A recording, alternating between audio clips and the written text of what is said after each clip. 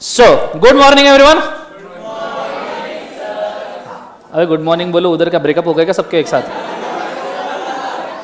ठीक है, चलो स्टार्ट करते हैं कॉन्सेंट्रेट करना अच्छे तरीके से। सबसे पहले मेरा नाम है दर्शन खरे। मैं अमरावती सिटी से बिलोंग करता हूँ। मैंने सीए किया है जून 2009 में, मैंने सीएस किया है दिसंबर 2010 में, और मैंने बीकॉम भी किया है। ठीक है, ठीक है। सो बीकॉम इज अचीवमेंट, वो भी सीए के साथ बीकॉम करना इज बिग अचीवमेंट। ठीक है, तुम कर रहे हो बीकॉम, तुम्हारा फ्यूचर एकदम ब्राइट है फिर। ठीक है, लेट्स गो। अब इसके बाद में कुछ आपके बारे में। ऑब्वियसली आपका एग्जाम अभी है नवंबर में। ठीक है, टेंशन तुमको थोड़ा बहुत आना शुरू हो गया होगा। आपण नंतर बोलू, आता मी सुरू झालो। ठीक है, लेट्स गो। हाँ, सो मैं तुमको स्पेसिफिकली कंपनी लॉ और एलएलबी पढ़ाने के लिए हूँ। मैं टीचिंग कर रहा हूँ नियरली 9 सालों से। मैंने टीचिंग शुरू किया था सीए फाइनल से, फिर मैं पिछले 4.5 सालों से 5 सालों से सीपीटी सीए आईपीसीसी इंटरमीडिएट पढ़ा रहा हूँ।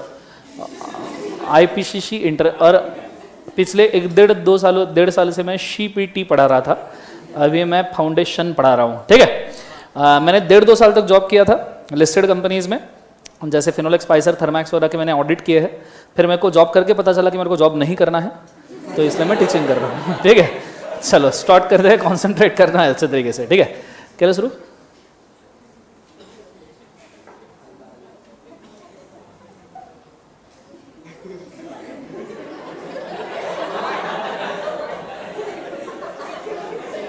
पहला दिवस है रे।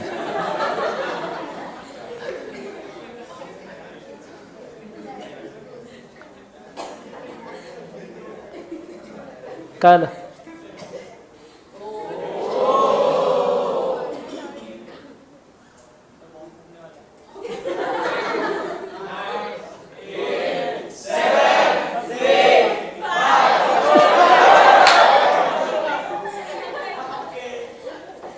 रेडी? आगे चलो, तो अपन शुरू करते हैं। मैं स्पेसिफिकली 2 टॉपिक तुम्हें पढ़ाने के लिए आया हूं, दैट इज कंपनीज एक्ट और एलएलपी। ठीक है, तो जिस भी तरीके से होता है अपन इसको बहुत अच्छे से पढ़ेंगे। हम आंसर राइटिंग भी करेंगे, और मैं एक बेसिक थॉट का हूँ। कंपनीज एक्ट के मेरे पास अगर आप बोलो तो 5-6 डिफरेंट टाइप के नोट्स है। ठीक है, तो कंपनीज एक्ट के नोट्स देना मेरे लिए कोई बड़ी बात नहीं है। आज शाम को जाऊँगा, 1-2 नोट्स में से कुछ तो भी कॉपी करूँगा, पेस्ट करूँगा, दूसरे नोट्स में से कॉपी करूँगा, पेस्ट करूँगा, तुमको दे दूंगा। ठीक है, नोट्स तो मतलब हम जैसे आजकल खाना बनाते हैं या घर पे ब्रेकफास्ट बनाते हैं, वैसे हम नोट्स बनाते हैं, तो नोट्स का कोई टेंशन नहीं है। बट मैं एक बेसिक थॉट का हूँ कि तुम्हारी लैंग्वेज इंस्टीट्यूट के मॉड्यूल के हिसाब से डेवलप होनी चाहिए, और तुम्हारा इंस्टीट्यूट का मॉड्यूल के हिसाब से अगर लैंग्वेज डेवलप होगा तो तुम उस हिसाब से लिख पाओगे। तो कल से कंपल्सरीली सबने मॉड्यूल लेके आना। मॉड्यूल मिले हैं सबको इंस्टीट्यूट से। ठीक है, हम उसी को फॉलो करेंगे। We will keep it as a primary thing. क्यों? क्योंकि अगर उससे लैंग्वेज आपके डेवलप हो जाए और आप उसमें से लिखना अगर सीख जाओ तो that will be more better for us. नहीं तो मेरी लैंग्वेज आप वहां लिखोगे, क्योंकि इंस्टीट्यूट जिससे आपका मॉडल आंसर्स के साथ चेक करता है। For example, this is your answer sheet, this is your model answer. अगर मैं वैल्यूअर हूं तो मॉडल आंसर शीट में आंसर शीट जिस मॉडल आंसर से मैं चेक करता हूं, वो मॉडल आंसर पूरे इंस्टीट्यूट के मॉड्यूल से बनाए जाते हैं।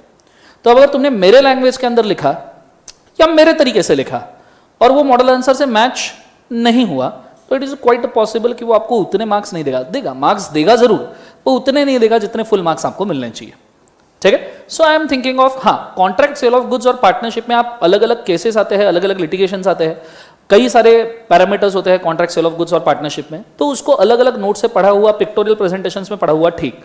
बट जहां तक कंपनी लॉ की बात आती है, कंपनी लॉ आपका इंटरमीडिएट पे रिपीट होगा, एलएलपी का कुछ पोर्शन थोड़ा बहुत इंटरमीडिएट पे रिपीट होगा। कंपनी लॉ फाइनल लेवल पे चलता है। मतलब इस बार से तो ऐसा हो गया कि सीपीटी से, फाउंडेशन से कंपनी लॉ पढ़ाना शुरू करते हैं और फाइनल लेवल तक पढ़ाते रहते हैं। क्लियर है कंसेप्ट? अगर मैं आपको सिंपली बोलूं तो कंपनीज एक्ट जो आज से हम शुरू करने वाले, उसमें 470 सेक्शंस है, 470। उसमें से प्राइमरीली उन्होंने सिर्फ सेक्शन नंबर 2 और पहला चैप्टर फॉर्मेशन इनकॉर्पोरेशन आपके सिलेबस में रखा है। फिर 148 सेक्शन उन्होंने सीए इंटरमीडिएट पे रखे हैं, और 149 मतलब 149 से लेके 470 तक के 350 सेक्शन उन्होंने सीए फाइनल पे रखे। तो उसका प्रिपरेशन वो यहीं से शुरू कर रहे हैं। दैट्स व्हाई मेरे लिए ये बहुत जरूरी है कि रादर देन मैं नोट्स दिखा कि क्रिएटिविटी आपको नोट्स चाहिए, मेरे को सेपरेटली मांग लेना, मैं दे दूंगा, दैट्स नॉट कंसर्न। लेकिन मैं तुमको नोट्स भी अगर दूंगा तो भी मैं तुमको मॉड्यूल से ही पढ़ाऊंगा। कंसेप्ट समझ में आ रहा है सबको? हाँ ना? बिकॉज मेरा सिंपल कहना है कि इंस्टीट्यूट से मॉड्यूल का एटलीस्ट फाउंडेशन में इंस्टीट्यूट का मॉड्यूल काफी अच्छा है, उसके हिसाब से आप पढ़ोगे और लिखोगे तो मार्क्स कमाने के चांसेस ज्यादा हो जाएंगे। समझ में आ रहा है सबको? हाँ ना? जोर से बोलो सर ना, आंसर दो, ठीक है। उसके बाद में दूसरी चीज, अब तुम क्लास में बैठे हो मेरे, कम से कम अगले 5, 7, 8 लेक्चर जितने भी हमको लगेंगे उसके लिए कुछ रूल्स याद रखना। रूल नंबर 1, क्लास में नियरली 2 बजे का आज समय बोला था, मैंने काफी लेट शुरू किया, टेंटेटिवली 2:15 बजे के आसपास आपका क्लास शुरू हो जाएगा फाउंडेशन का, ठीक है। उसके पहले 10-15 मिनट का आपका जो भी ब्रेक है आपने कंप्लीट कर लेना है। 1.5-2 घंटे तक की क्लास चलेगा और क्लास के अंदर कोई भी ब्रेक नहीं रहेगा, ठीक है।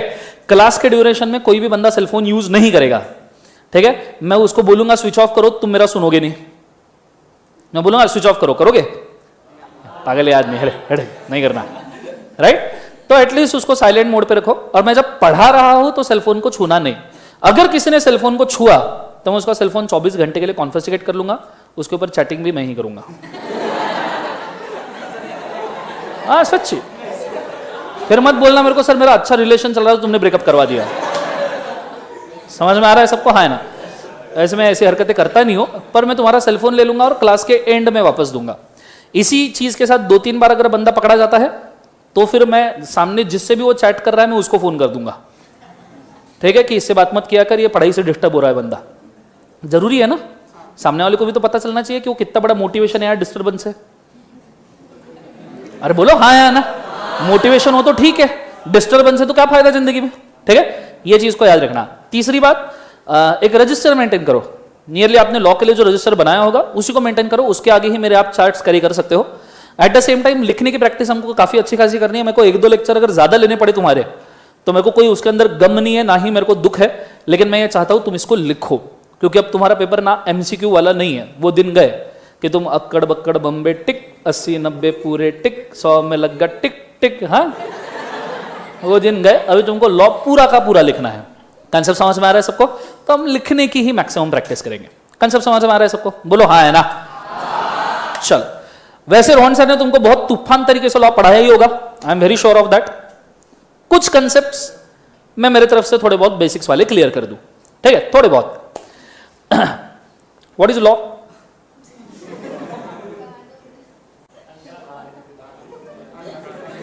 सर हमने ना एक मूवी देखा था, उसमें सर एक पिक्चर था, उसमें हीरो जो था ना वो हमेशा गरीब रहता है सर, और हीरोइन हमेशा अमीर रहती है सर, और हीरोइन का बाप हमेशा विलन ही रहता है सर, ठीक है। और हीरो के ऊपर कुछ तो भी इल्जाम लगा देता है सर, खून वून का, फिर वो कटघरे में खड़े रहते हैं।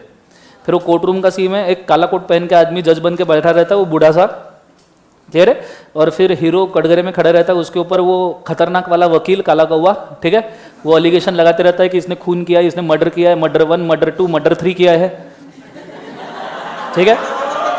अरे तो ऐसे सिचुएशन में वो ऐसे एलिगेशन लगाते रहता है और हीरो बीच बीच में चिल्लाते रहता है मैंने नहीं किया, मैं बेकसूर हूं, एक्सेट्रा। और फिर पब्लिक में बैठी हुई हीरो की माँ हमेशा नहीं मेरा बेटा बेकसूर है। सर हमारा और लॉ का रिलेशन सिर्फ यहीं तक है सर, वो कोर्ट रूम का सीन हमको याद आता है, बाकी हमारा लॉ के साथ कोई भी रिलेशन। इसलिए मैं तुमको पूछ रहा हूं व्हाट इज लॉ, क्यों बनाया जाता है लॉ? सिर्फ सीए फाउंडेशन के बच्चों को टॉर्चर करने के लिए नहीं। Okay, why law is being prepared?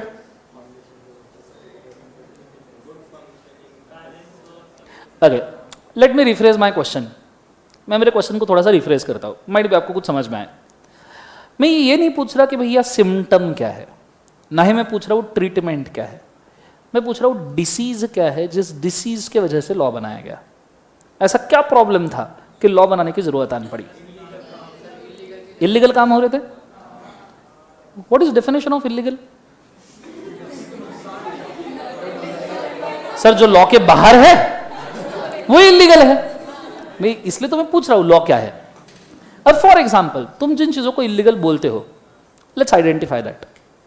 Maharashtra में गुटखा खाना इलीगल है। ऊंचे लोग ऊंची पसंद, जिंदगी झंड, बोलो हाँ है ना? तो महाराष्ट्र में गुटखा खाना, वो नहीं है अजय देवगन जुबा केसरी। अब मेरे को समझ में ही नहीं आता इसका क्या सेंस है जुबा केसरी। तो मेरा कहने का मकसद ये है कि महाराष्ट्र में गुटखा खाना इलीगल है, तो क्या पूरे इंडिया में इलीगल है? वो माणिकचंद वाला जो ओनर है धारीवाल, वो गुटखा भी बेचता है और उसने खुद ने कैंसर का हॉस्पिटल भी प्रोड्यूस किया। मतलब इधर गुटखा खिला के कैंसर हो जाएगा, अच्छा हो गया इधर आजा। It is like that. उसका एजुकेशनल इंस्टीट्यूशन भी है, धारीवाल एजुकेशनल इंस्टीट्यूशन। आप पुणे के सबब्स में जाओ थोड़ा सा बाहर, आपको Dhariwal medical college, Dhariwal hospital, Dhariwal cancer hospital, Dhariwal medical educational institution, ऐसे अलग अलग अंडरटेकिंग देखेंगे। तो गुटखा खाना तो इंडिया में इलीगल नहीं है, सिर्फ महाराष्ट्र में इलीगल है। अच्छा, गुजरात में लिकर बैन है। लिकर पता है ना, स्मॉल मिलाते जाओ। हाँ, शौकीन लग रहे हो। गुजरात में लिकर पीना बैन है, बोलो हाँ है ना? पर क्या उसकी वजह से पूरे इंडिया में ड्राई डे बनता है? लोग तरीके से पी रहे हैं। बिहार में भी लिकर बैन है, यकीन नहीं होता, पर है। अब मुझे एक बात बताओ, महाराष्ट्र में गुटखा बैन है, बिहार में लिकर बैन है, क्यों? और आप बोल रहे हो कि इलीगल चीज बचनी चाहिए, क्यों? इंडिया के बाहर तो, मतलब महाराष्ट्र के बाहर तो गुटखा खाना इलीगल नहीं है, वहां तो लोग बिंदास खा रहे हैं। तुम बोल रहे हो इलीगल चीज नहीं करनी चाहिए। वाई? अच्छा चलो, ये महाराष्ट्र की बात हुई। इंडिया में ड्रग्स बैन है, चरस, कोकेन, अफीम, गांजा, सस्ते नशे, व्हाइटनर बैन नहीं है, व्हाइटनर के नशे बैन है। सो महाराष्ट्र, इंडिया में चरस, कोकेन, अफीम, गांजा बैन है। अब कभी यूरोपियन कंट्रीज जाओ, एम्स्टर्डम, कभी ब्राजील जाओ, वहां पे गांजा लीगली बेचा जाता है। चलो सर।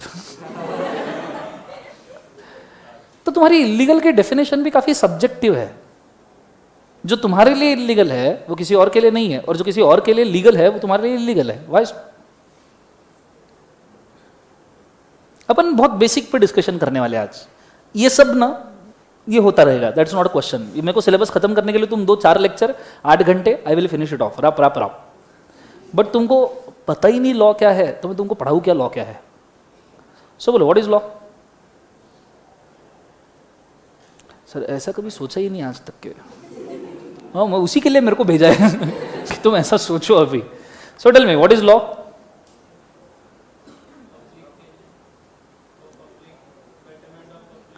बेटरमेंट ऑफ पब्लिक के लिए। बेटरमेंट ऑफ पब्लिक के लिए पार्क बनाएंगे, हॉस्पिटल बनाएंगे, स्कूल बनाएंगे, लॉ क्यों बनाएंगे? उल्टा तो आजकल बेटरमेंट ऑफ पब्लिक के लिए लॉ बनाओ तो पब्लिक पागल हो रही है। वो इंडियन मोटर व्हीकल एक्ट 15,000 का चालान फाड़ते हो, ये बेटरमेंट ऑफ पब्लिक है? आदमी ट्रिपल सीट घर से निकलता है तो 15 करके घर से निकलता है। एक आदमी को पकड़ा, अभी आजकल वो सिस्टम पता है तुम्हें, उसका गाड़ी का नंबर डालते हो ऑनलाइन, और अभी तक के जितने चालान कटने चाहिए वो एक साथ फोटो आ जाते हैं, और तुम मना भी नहीं कर सकते क्योंकि फोटो आते हैं। हमारी ऑफिस में प्रमोद करके टेस्टरीज वाले सर है ना, बहुत वाकिफ लग रहे हैं सब लोग। प्रमोद सर है ना, उनकी गाड़ी 4 लोग लेके घूमे थे, और हर एक का ट्रैफिक सिग्नल तोड़ते तोड़ते अलग अलग फोटो। एक लखनगर के ऑफिस में उनकी गाड़ी लेके गया, ऐसे 4 लोगों के अलग अलग फोटो, चारों ने सिग्नल तोड़े हुए। ठीक है, उसने खुद ने कभी सिग्नल नहीं तोड़ा, ट्रैफिक पुलिस ने पकड़ा, चालान 2,000 रुपए का। ऐसे ही एक आदमी को पकड़ा, उसका पूरा नंबर डाला आरटीओ वालों ने साइट के ऊपर, कितने का चालान निकलना चाहिए? 37,000 रुपए। वो बंदा गाड़ी छोड़ के आ गया, रख लो बोले, क्योंकि अभी तक के चालान भरे ही नहीं थे। और this is a new system जिसके लिए कोई, तो इसके आगे तुम ट्रैफिक एटलीस्ट जब सिग्नल तोड़ोगे ना तो वहां सीसीटीवी है क्या देख लेना। और ये चला, अब मुझे एक बात, whether it is a betterment of public, चालान फाड़ना अपरेंटली दुख होता है, पर तुम थोड़ा लॉन्ग रन में सोचो तो बेटरमेंट ऑफ पब्लिक है। ठीक है, तो बेसिकली बेटरमेंट ऑफ पब्लिक के लिए लॉ बनाते हैं। जैसे इनकम टैक्स सुना होगा आपने, इनकम टैक्स सुना है? तुम जितना कमाओगे गवर्नमेंट उसमें से 50% लेके चल जाएगी। हाँ, आर यू किडिंग? 1 करोड़ के ऊपर के इनकम, नॉर्मल टैक्सेशन है 30%। ठीक है, 10 लाख के ऊपर इनकम चला गया 30% टैक्सेशन, मतलब 10 रुपए तुम कमाओ, 3 रुपए गवर्नमेंट को दो। ठीक है, 1 करोड़ के ऊपर 7% सरचार्ज, मतलब हो गया 37%। 2 करोड़ के ऊपर और 5% सरचार्ज, 42%। 3 करोड़ के ऊपर और 4% सरचार्ज। अगर आपका इनकम 3.5-4 करोड़ के आसपास है तो आपको 47% टैक्स लगता है। ये डायरेक्ट। जीएसटी अलग। जीएसटी मतलब good night sweet dream take care नहीं, गुड्स एंड सर्विस टैक्स। जिनको नहीं पता बता दूं, नहीं तो जो GST।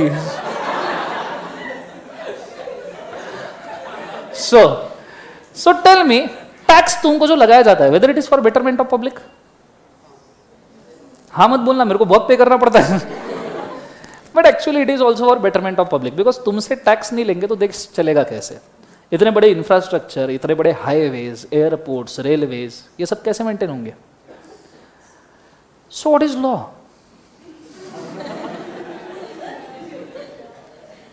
नहीं, आंसर तो तुम्ही से आएगा, मैं यहां सिर्फ माध्यम है। I am a catalyst. Catalyst समझता है क्या? I am just a catalyst. Answer तुम्ही से आएगा, तुम्हारे ही दिमाग में रहेगा, तुम ही निकालोगे, मैं सिर्फ उसको प्रेजेंट करेगा। बोलो व्हाट इज लॉ? कितने लोग गाड़ी लेके आते हैं प्रेस्टीज पॉइंट पे? गाड़ी चलाते लाइसेंस है क्या? पक्का है? ओके। ट्रैफिक सिग्नल फॉलो करते हो? लेफ्ट साइड से जाना है, राइट साइड से आना है, वन वे में गाड़ी डालनी नहीं चाहिए। सर हमने इसे हर एक तोड़ा है इसमें से सर। सो क्यों ट्रैफिक तोड़ाएंगे? एक दिन चलो तुम्हारा सवेरे सवेरे मूड खराब हुआ, सवेरे सवेरे उठे, हालांकि उठे नहीं, 8:30-9 बज गए, तुम उठे ही नहीं, पप्पा आए, पप्पा ने मस्त प्रकार दिया एक, कौन है? सॉरी। और फिर तुम कैसे कैसे उठे, मूड खराब था। फिर मम्मी ने जो ब्रेकफास्ट बनाया वो भी पसंद नहीं आया। मम्मी ने उसके अंदर एकदम अजीब सा सोजी वोजी, वो नहीं क्या, ओट्स वगैरह ऐसा कुछ तो भी ब्रेकफास्ट, ओट्स वगैरह खाता नाही पता, कॉर्नफ्लेक्स वगैरे नाही, आम्हाला सर पोहे, फोडणीचे पोहे आणि त्याच्यामध्ये सांबार। इसके आगे हमको कुछ नहीं, ये ओट फोट क्या रहता है, किसका ओट? ओके। आणि चहा, तो पण प्रेमाचा चहा। चलो गुड, प्रेमाचा चहा मतलब वो सीसीडी की कॉफी हो गई है आजकल। ओके। तो सवेरे सवेरे तुम्हारा मूड खराब था, तुम गाड़ी लेके निकले, बोले आज मेरा मूड खराब है, मैं लेफ्ट साइड से नहीं चलाएगा, मैं राइट साइड से चलाएगा। दो चीजें होगी, एक तो तुमको खुद का इंश्योरेंस निकालना चाहिए, नहीं तो तुमने पूरे पुणे का इंश्योरेंस निकालना चाहिए। बोलो हाँ है ना? तुमने बोला मैं फुटपाथ से गाड़ी चलाएगा। क्या ऐसा हो सकता है? होने को हो सकता है, पर तुम्हारे खिलाफ पेनल्टी, फाइन वगैरह लगेगा। So ultimately what is law?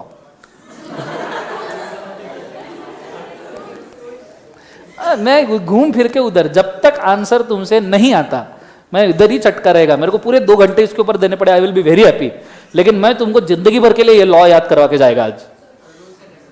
Rules and regulations. हाँ, अब थोड़ा सा ना, थोड़े ठीक से आंसर आ रहे हैं जो एक्सपेक्टेड है मेरे को। What is law? तो भाई ने बोला, बोले rules and regulations. I will rephrase my question once again. क्या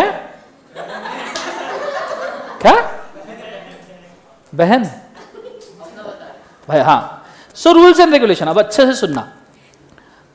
मैंने अगर सवाल पूछा है तो मैंने ये पूछा है कि डिसीज क्या है, मैंने ट्रीटमेंट या सिम्टम नहीं पूछा। मैं ये पूछ रहा हूं लॉ क्यों। अभी जो आंसर आया है कि law is a rules and regulation, मुझे बताओ ये डिसीज है या ये ट्रीटमेंट है? रूल्स एंड रेगुलेशंस तो ट्रीटमेंट हुआ ना, डिसीज क्या है? क्यों रूल्स एंड रेगुलेशंस?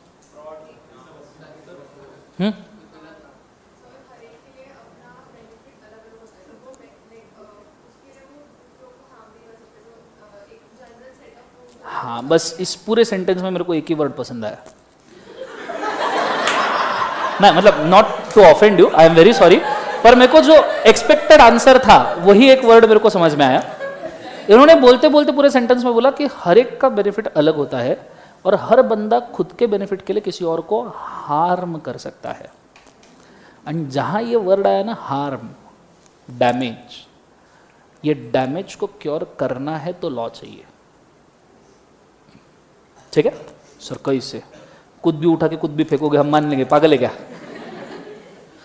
तो जरा अपन एक छोटा सा पीपीटी देखते हैं, समझते हैं कि भाई दर्शन सर जो बोल रहे हैं वो फेंक रहे हैं या सच्ची में इनको कुछ लॉ वॉ पढ़ाना आता है करके। खुल जा सिम सिम, अबे खुल जा।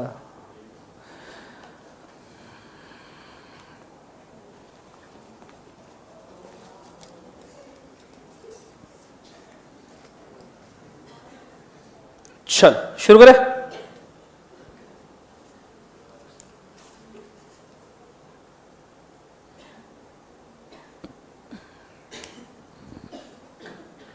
ओके, पूरा ध्यान बोर्ड के ऊपर है, ठीक है, कॉन्सेंट्रेट करना अच्छे तरीके से, रेडी। सो अगर मैं बोलूं, जैसे सबसे पहला सवाल, what is law and why it is required, तो एक छोटा सा एग्जांपल लेते हैं। हम एज ए ह्यूमन बीइंग, इंसान, ठीक है, the amazing chemical factory on the planet, right, कितने केमिकल लोचे होते हैं अपने में, है ना। So we as a human being, हम इस धरती के ऊपर हजारों लाखों सालों से है। हम स्टोन एज में भी रहा करते थे। स्टोन एज पता है, पत्थरों वाला जमाना। हम स्टोन एज में रहा करते थे, पहनने के लिए कपड़े नहीं थे, यूज करने के लिए हथियार नहीं थे, चलाने के लिए गाड़ी नहीं थी, कोई काम नहीं था। हमको कुछ भी काम करना रहता था तो हम दौड़ते भागते, भाला लेके, हा गया भाला, क्लियर है, और हम हमारा काम करना शुरू करते थे, ठीक है। अब आप थोड़ा सा सोचना, थोड़ा सा दिमाग पे थोड़ा सा जोर देना, लाखों साल हुए होंगे, हजारों साल हुए होंगे, हम इतने सारे सालों से चल रहे हैं, दौड़ रहे हैं, पैरों का इस्तेमाल कर रहे हैं। आज तक के तुमने चलने के ऊपर कोई लॉ देखा क्या? ऐसा कोई लॉ है क्या? नहीं, सवेरे घर से बाहर निकलते वक्त लेफ्ट पैर ही डालना चाहिए। इज इट देयर कि भाई नहीं, जब तुम गाड़ी के ऊपर किक मारोगे तो राइट पैर से ही मारनी चाहिए? There is no law. चलने के लिए कोई लॉ नहीं है। Isn't it weird? ऐसे दिन के कितनी ऐसी चीजें हैं जिनके लिए कोई स्पेसिफिक लॉ नहीं है। तुम सवेरे उठते हो, ब्रश करते हो, there is no law for brush करना। तुम सवेरे उठते हो, नहाते नहीं हो, there is no law for नहाना। क्लियर है? मन हुआ तो नहा लेते, नहीं तो पानी बचाने वाला आंदोलन तो चल ही रहा है अपना। क्लियर है आंसर? तुम खाना खाते हो, खाना खाने के लिए कोई लॉ नहीं है। तो बेसिकली रात को सोते हो, उसके लिए भी कोई लॉ नहीं है। तो बेसिकली दिन भर में जितने डेली एक्टिविटीज करते हो उसके लिए कोई लॉ नहीं है। इजंट इट वियर्ड कि जो चीजें हम कई सालों से कर रहे हैं उसके लिए कोई लॉ नहीं है, और बीच बीच में हमने कुछ ऐसी चीजें कर डाली जिसके लिए लॉ आ गया। तो बेसिकली चलने से, ब्रश करने से, खाना खाने से अभी तक किसी को डैमेज नहीं हुआ, और जब किसी को कोई डैमेज नहीं होता ना तो हम लॉ नहीं बनाते। लॉ कभी भी सिर्फ टाइम पास के लिए नहीं बनाया जाता या किसी को एडवांटेज है इसलिए नहीं बनाया जाता। लॉ बनाया तब जाता है जब डैमेज हो। फॉर एग्जांपल, जब हमने चलना बंद कर दिया, हमने गाड़ियां खरीदी, गाड़ियां बनाई, हालांकि गाड़ियां चलाना शुरू की, और हम गाड़ियां कैसे भी चलाते हैं, कोई भरोसा नहीं। तुम गाड़ी कैसे भी चला, तुम गाड़ी लेके एफसी रोड पे निकलो, एफसी रोड पे गए हो ना सब जन, आदमी गाड़ी चलाता है इतनी हरियाली होता है नहीं होता है, बोलो हाँ है ना। अब समझो तुम एफसी रोड पे गाड़ी चला रहे हो, एकदम एफसी रोड के स्टार्टिंग पे फुल स्पीड में पहुंचे, वहां ऑटोमेटिकली स्पीड स्लो हो जाती है, ट्रैफिक की वजह से नहीं, आजू बाजू की हरियाली की वजह से। बोलो हाँ है ना। तो तुम गाड़ी चला रहे हो और तुमको कोई नजारा दिख गया, स्लो हो जाएगी स्पीड। अच्छा, इससे नहीं, तुमको एक और नजारा दिख गया, गाड़ी और स्लो हो जाएगी। अच्छा, ये भी, इससे भी बड़ा नजारा दिख गया, तुम तो ब्रेक ही मार दोगे। बोलो हाँ है ना। तुम्हारे इन हरकतों के वजह से एक्सीडेंट होते हैं, तुम्हारी इन्हीं हरकतों की वजह से ट्रैफिक जाम होता है। देखो तुम्हारी गाड़ी वैसी देख रही है इधर उधर, लोग आजू बाजू से आ रहे जा रहे हैं। अब जब ये एक्सीडेंट्स होना शुरू हुए तो लोग आईसीयू में जमा होना शुरू हो गए। जब ट्रैफिक जाम होना शुरू हुए, लोगों का टाइम वेस्ट होना शुरू हुआ।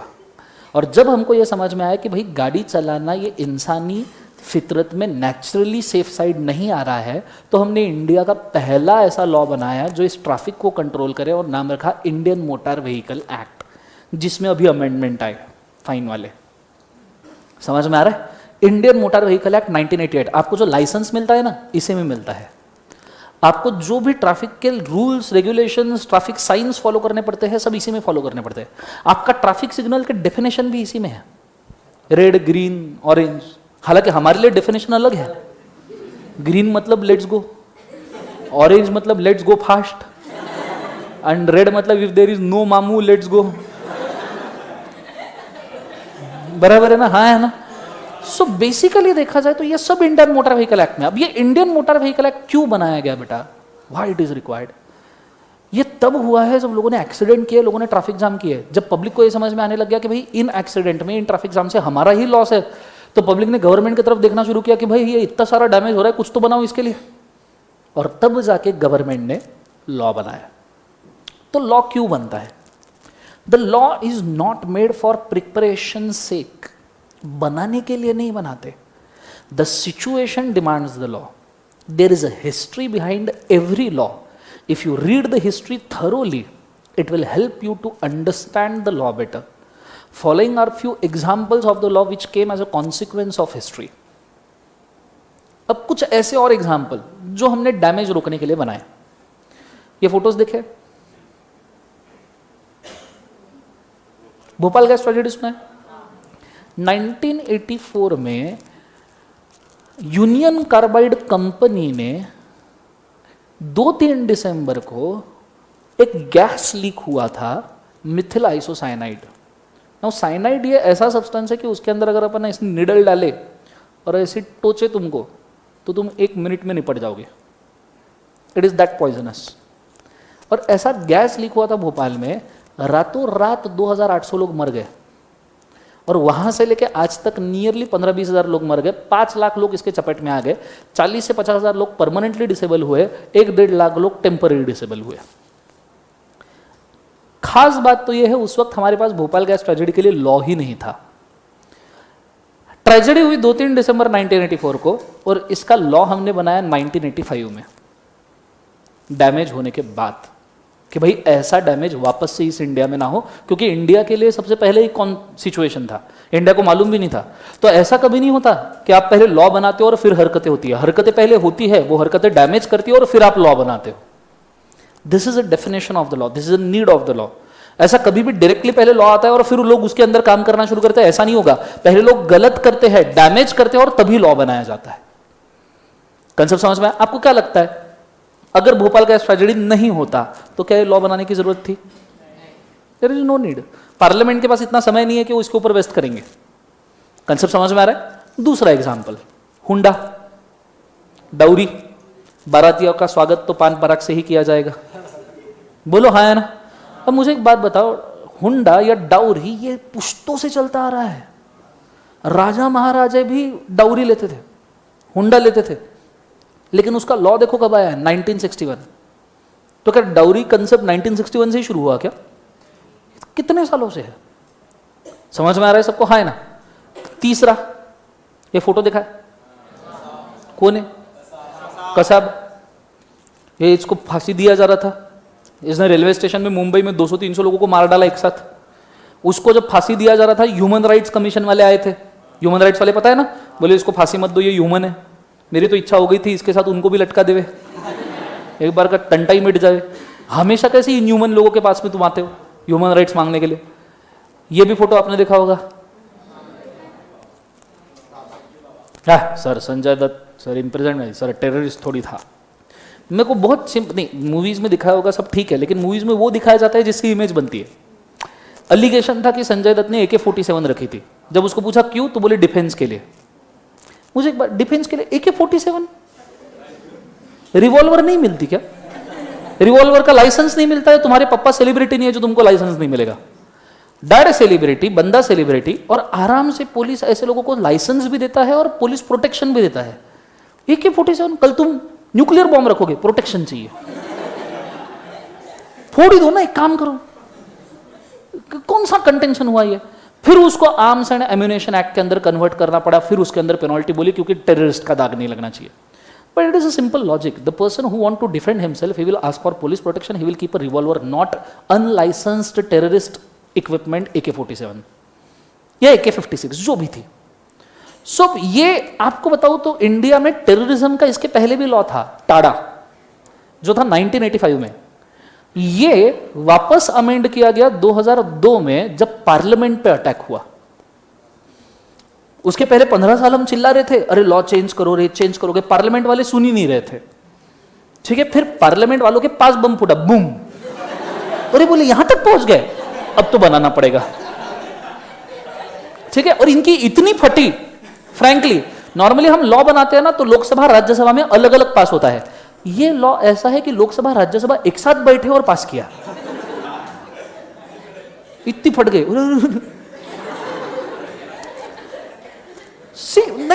मैं कहना क्या चाहता हूं, जब इस कदर डैमेजेस दिखेंगे ना तो तुमको लॉ दिखेगा. डैमेज नहीं दिखा ना, वहां लॉ ही नहीं बनेगा. तो main reason of creation of law, main factor to create a law is a safety.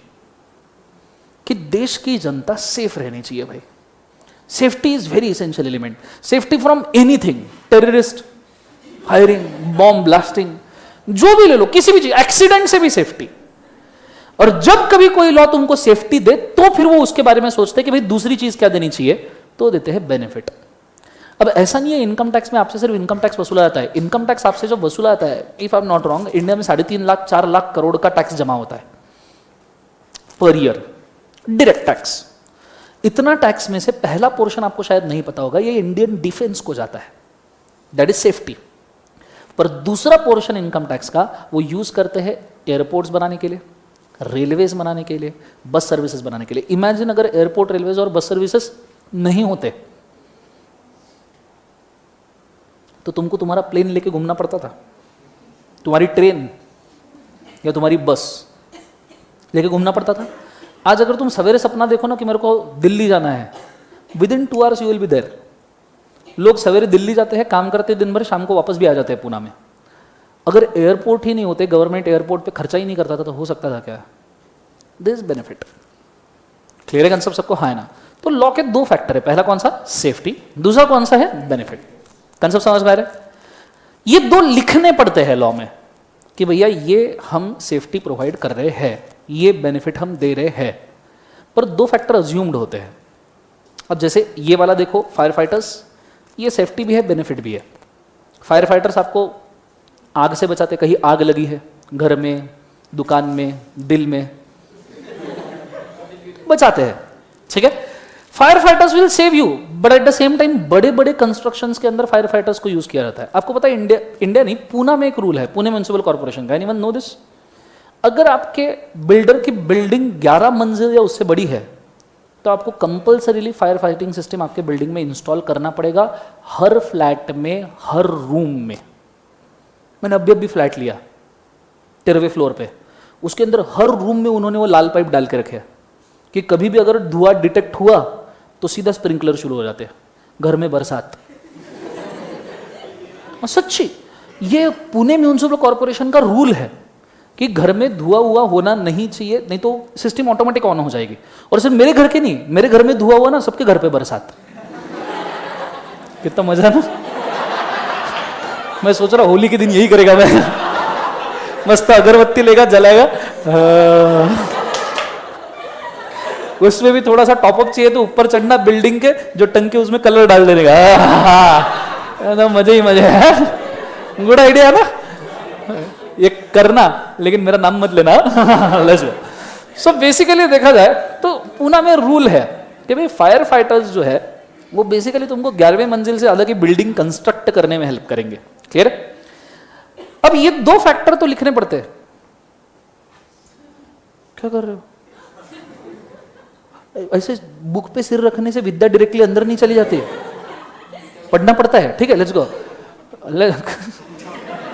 So safety, दूसरा कौन सा बोले एक बार? बेनिफिट। और तीसरा एलिमेंट है जो लिखने की जरूरत नहीं है, that is called as not at the cost of others. Not at the cost of क्या बोले एक बार? अदर। तुमको बेनिफिट मिले, तुमको सेफ्टी मिले, तुम्हारे कॉस्ट पे मिले। तुम्हारा बेनिफिट, तुम्हारा सेफ्टी दूसरे के कॉस्ट पे नहीं हो सकता, क्योंकि अगर तुम्हें बेनिफिट चाहिए और तुम दूसरे के कॉस्ट पे ले रहे हो, एज गुड एज तुम चोरी कर रहे हो। चोरी कर रहे हो तो पुलिस पीछे पड़ जाएगी, जरूरी नहीं है लेडी पुलिस रहेगी।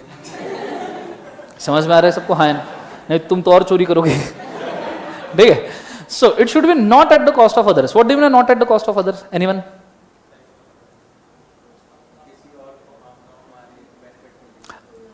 थोड़ा सा ट्रैफिक लॉज के हिसाब से बोल सकते हो, not at the cost of other. Any example?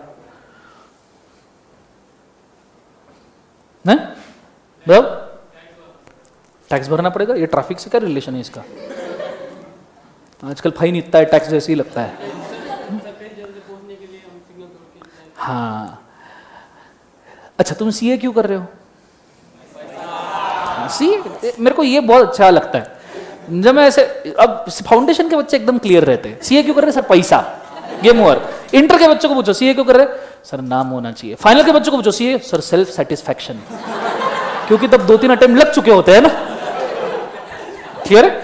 सो तो ये एकदम मेरे को इसलिए पसंद है। क्यों चाहिए? सर पैसा, खत्म बात, गेम ओवर। सो तुम फाउंडेशन में हो, अभी सीए क्यों कर रहे? हर इंसान का एक ख्वाब होता है कि सीए बनने के बाद मैं पैसा कमाएगा और मैं एक छोटा सा बंगला बांध देगा, ठीक है, मेरी एक छोटी सी गाड़ी होनी चाहिए, और लड़का होगा तो मेरे को एक सुंदर सी, नहीं चाहिए लड़का चाहिए तो बोलो लड़की, तो मेरे को एक सुंदर सी क्या चाहिए, बोलो एक बार लड़की, श्योर कंफर्म, लड़की होगी, नहीं भी मिला तो भी चलता, मैं चाहिए है, वेरी गुड। अब ऐसा सिचुएशन में आप देखो, आपने सीए कंप्लीट कर लिया, दुआ है मेरी कि तुम लाखों करोड़ों में कमाओ, तुम इतना पैसा कमाओ कि तुम्हारी फटके हाथ में आ जाए, तुमको 50% टैक्स लगे, इतना पैसा तुम कमाओ, ठीक है। सो तुमने ताकत से पैसा कमाना शुरू कर दिया, एक मस्त बंगला बांधा, चलो बंगला तो बहुत अच्छे से बांध दिया, कार लेने गए, पर कार चलाना आता नहीं था, तो कार पहले सीखनी थी, तो तुमने एक कार खरीदी नैनो। कौन सी कार बोले एक बार? नैनो, पता है ना, वो भी एकदम चिली रेड कलर की, कि भाई कोई आके गलती से ठोकना दे, दूर से ही निपटा। तुमने जिस दिन कार खरीदी, नैनो कार सीखने के लिए बेस्ट कार है नैनो, कितनी भी ठोको 1.5 लाख का खर्चा, पूरी कार ही रिप्लेस हो जाएगी ना 1.5 लाख में, हाँ कितनी भी ठोको, जाके तुमको कार सीखनी है ना, मस्त नैनो खरीदने का, बढ़ जाने का, चलाने का, खाली ग्राउंड पे, रास्ते पे नहीं है, ठीक है।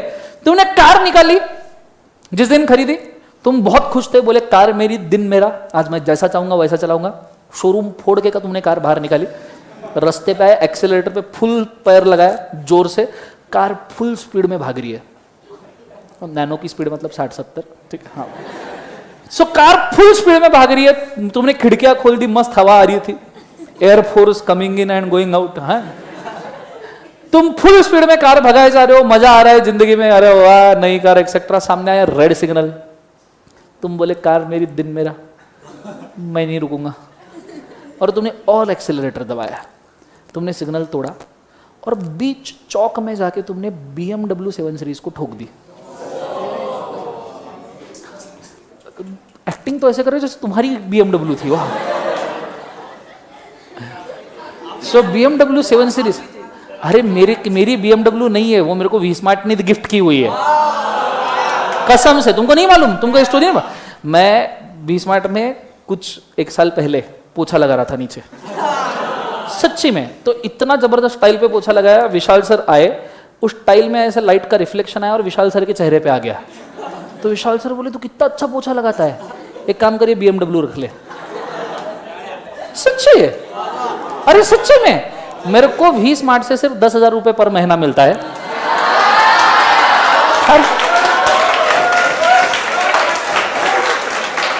अरे सच्ची, उसमें भी 10,000 रुपए पहना मेरे को नहीं मिलता, वो भी मेरे बीवी के अकाउंट में जाता है, और मेरी बीवी मेरे को एवरी डे 100 रुपए देती है, वो मेरे को बोलती है तुम खाना यहाँ खाते हो, ब्रेकफास्ट यहाँ करते हो, रात को सोने यहाँ आते हो, डिनर यहाँ करते हो, तुमको पैसे की क्या जरूरत है? अरे सच्ची पैसा, मेरे कभी पैसा 2 वक्त की रोटी मिल जाए मेरे लिए बहुत है, थोड़ी सी चीज डाल के, ज्यादा कुछ नहीं, ठीक है, हाँ। सो बेसिकली देखा है, तुमने BMW 7 सीरीज को ठोक दिया। अब इमेजिन बीच चौराहे पे BMW 7 सीरीज और नैनो ये ठुक गए। BMW का टायर विथ इट्स एक्सेल 1,75,000 का आता है, जिसमें पूरी की पूरी, तुमने BMW 7 सीरीज को गाड़ी ठोकी, BMW वाला गुस्से गुस्से में नीचे उतरा, तुम गाड़ी से बाहर ही नहीं निकले, वो चिल्ला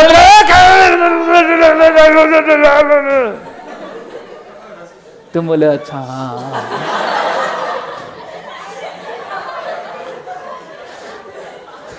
उसने तुमको खींच के खिड़की से बाहर निकाला, क्या कर दिया, गाड़ी ठोक दी, 3 लाख रुपए दे। तुमने बोला एक काम कर, ये नैनो की चाबी रख ले। Situation is very clear. तुमने गाड़ी फुल स्पीड में चलाई, तुमको मजा आ रहा था, योर बेनिफिट। तुमने सीट बेल्ट पहना नहीं पहना, योर सेफ्टी। पर तुम्हारे ये मजे के चक्कर में खामियाजा किसको लग गया? BMW। It should not be eight the cost of other. इसलिए ट्रैफिक सिग्नल है जो तोड़ने, कंसेप्ट समझ में आया सबको? ये तीसरा और इससे भी इंपॉर्टेंट चौथा एलिमेंट होता है, उसे कहते हैं इथिक्स। क्या कहते बोले एक बार? चल जा, हाँ ethics. What do mean by ethics? Values. What is the value of X? Sir बहुत, what is the value? Sir बहुत याद आती है सर. कुछ लोगों को समझ में ही नहीं आ रहा होगा सर क्या बोल रहे हैं. समझ में आ रहा है नहीं आ रहा है? जिनको नहीं आया पोगो देखो, पोगो. ठीक है. So what is ethics? बोलो sir. Easy to understand, difficult to define sir. हाँ, what is ethics sir? Moral. Moral. Ethics बहुत इजी है.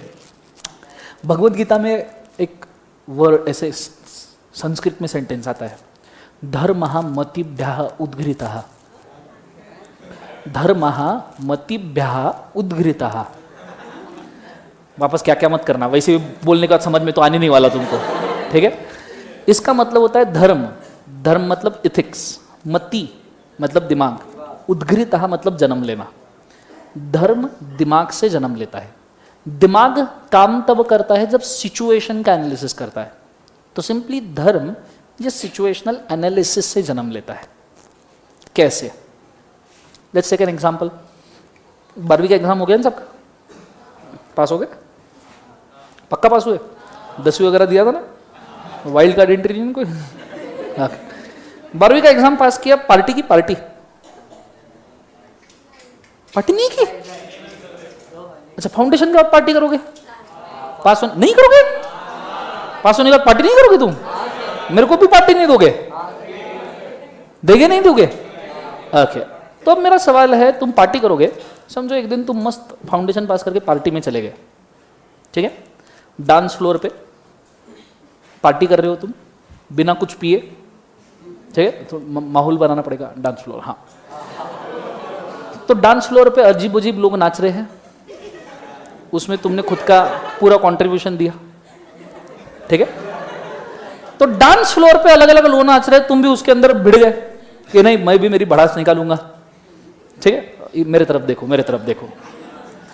तो डांस फ्लोर पे तुम चले गए, तो मैं भी मेरी भड़ास निकालूंगा. हालांकि अभी तुम भड़ास निकाल ली थोड़ी सी गणपति में, रास्ते पे लेट लेट के नाचे होंगे नागिन डांस. हाँ. अब तुम डांस फ्लोर पे नाच रहे हो. एक बंदा, अनजान बंदा दूर बैठा है और वो तुम्हारी तरफ गुस्से से देख रहा है. पता नहीं क्यों, तुम्हारा डांस ही ऐसा होगा. ठीक है. बंदा दूर बैठा है, तुम्हारी तरफ गुस्से से देख रहा है. तुमने डांस कंटिन्यू किया. अरे लोग देखते रहेंगे, मैं फाउंडेशन पास हुआ है, मेरे को क्या लगा, तिल लेने गया है. Attitude, swag. हाँ, तुम और स्वैग में नाचने लगे. वो बंदा थोड़ी देर बाद उठा. तुम्हारा डांस थोड़ा स्लो हो गया. उसने एक बॉटल उठाई, बॉटल फोड़ी. तुम्हारा डांस और स्लो हो गया और उसने तुम्हारी तरफ भागना शुरू कर दिया. फाइन. मुझे बताओ, तुम्हें रीजन पता हो नहीं पता हो, अपोजिट डायरेक्शन में भागोगे नहीं भागोगे?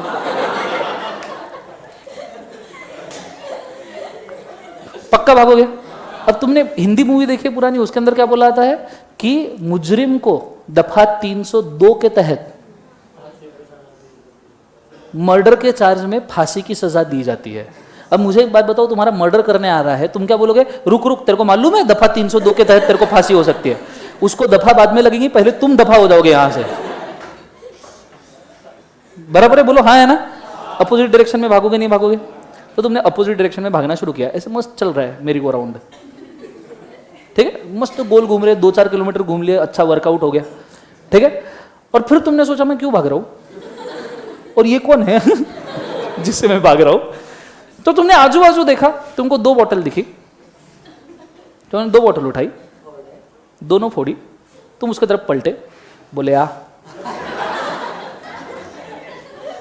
फाइन. 2 केस. पहले केस में उसने समझो तुमको बॉटल मार दी, सिर पे फोड़ी, पेट में डाली. ठीक है. तो उसने तुमको बॉटल मार दी, मर्डर हो गया. मर्डर 1, मर्डर 2, मर्डर 3, यही हो गया. ठीक है. मुझे बताओ, उसको बिल्कुल मजा नहीं आ रहा था, तुमको बहुत मजा आ रहा था, उसने मजे मजे में तुमको बॉटल मारी. बोलो हाँ है ना. एथिकल है या अनएथिकल है? अच्छा, तुम्हारा तो मर्डर हुआ है, तुम कैसे बोल रहे हो? आजू बाजू में जो लोग खड़े उनको क्या लगेगा? एथिकल है अनएथिकल है? पक्का अनएथिकल है, सबका एक ही व्यू है। दूसरे केस में तुमने सेल्फ डिफेंस में, उसने बॉटल मारने के पहले सेल्फ डिफेंस में तुमने उसको 2 बॉटल मारी, 2 उससे डबल सेल्फ डिफेंस में। मुझे बता, तुमने सेल्फ डिफेंस में बॉटल मारी, इथिकल है अनइथिकल है? अच्छा, मतलब तुम करो तो रास लीला और वो करे तो कैरेक्टर ढीला। हाँ, बराबर है? क्यों ऐसा? सेल्फ डिफेंस में मैं कल सेल्फ डिफेंस में बॉम्ब फोड़ेगा, चलेगा?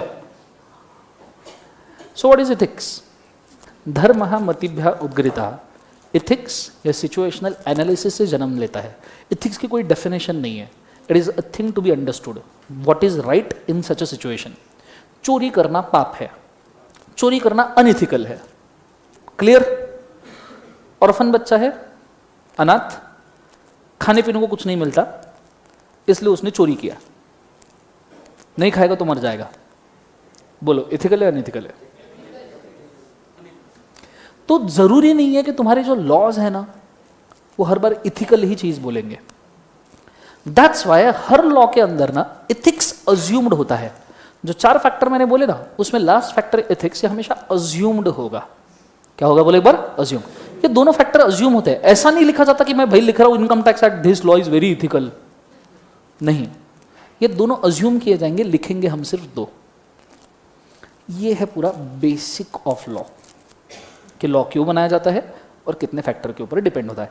तुम दुनिया का कोई भी लॉ देख लो, कोई भी लॉ, ये 4 फैक्टर के ऊपर ही वो डिपेंड रहेगा और कोई दूसरा फैक्टर नहीं है जिसके लिए बनाएगा। Sir GST, sir GST, GST से पैसा वसूला जाता है पब्लिक से इनडायरेक्ट टैक्स के माध्यम में, क्योंकि कंट्री को सेफ्टी प्रोवाइड की जा सके, कंट्री को बेनिफिट दिया जा सके।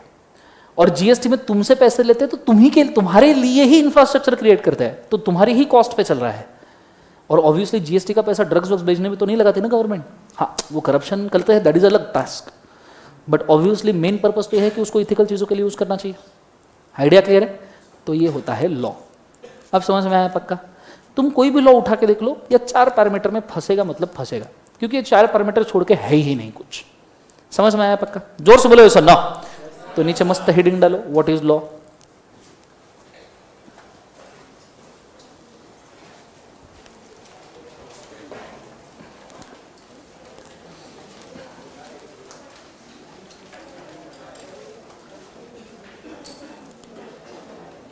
What is law? लिखा सबने? क्वेश्चन मार्क करो, मस्त चीज बोलो। अभी मैं तुमको एक सरप्राइज पूछो। क्या? मैं हिंदी में बोलेगा और तुमको इंग्लिश में ट्रांसलेट करके लिखना है। यहां से तुम्हारी राइटिंग प्रैक्टिस होती है शुरू, ठीक है? मैं हिंदी में बोल रहा हूं, सुनना पहले, लिखने की घाई करना मत, ठीक है? पेन नीचे, सिर्फ मेरी तरफ ध्यान दो। लॉ बनाया जाता है सिचुएशन के बेसिस पे, डैमेज अवॉइड करने के लिए ओवरऑल पब्लिक को। आई रिपीट, लॉ बनाया जाता है सिचुएशन, पेन नीचे, लॉ बनाया जाता है सिचुएशन के बेसिस पे, डैमेज अवॉइड करने के लिए ओवरऑल पब्लिक को। लिखो। इतने फास्ट लिखने लग गए जैसे भूल जाएंगे 1 मिनट के अंदर। गजनी हो का?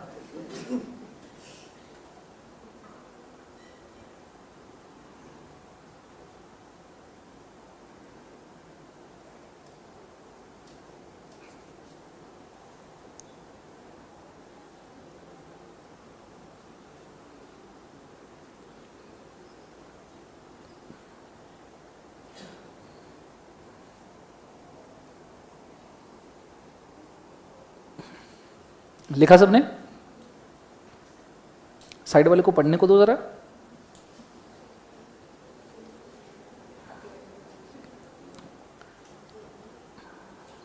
खतरनाक सेंटेंस कंस्ट्रक्शन किया है ना सबने? Law based situation, avoid public, damage overall, बराबर है? Is the end was where किधर भी डाल देने का, एक आधा कॉमा डालने का, मस्त दिख रहा है सर। एनीवन? किसी ने अच्छे से लिखा है तो जरा पढ़ो, raise your hand and tell me. हाँ बोलो।